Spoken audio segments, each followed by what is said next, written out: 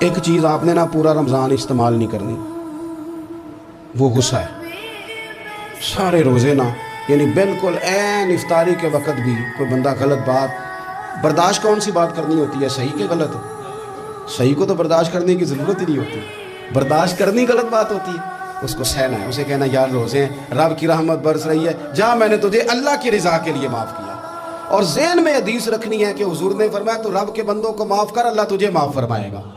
رمضان شریف میں اور سعادت کے ساتھ اور پیار کے ساتھ، اور غیبت نہیں کرنی کسی کی بھی، کسی ادارے کی نہیں، کسی بندے کی نہیں، غیبت نہیں کرنی۔ آپ کو حدیث میں ملے گا کہ نبی پاک علیہ السلام نے کچھ بیویوں سے کہا تھا کہ تم نے تو روزہ توڑ دیا ہے اور تم نے حلال کے ساتھ رکھا تھا، حرام کے ساتھ توڑ دیا۔ یا رسول اللہ کس طرح؟ فرمایا غیبت نہیں کی تم نے، مردہ بھائی کا گوشت نہیں کھایا، یہ بہت بڑا جرم ہے، اس سے بچنا ہے۔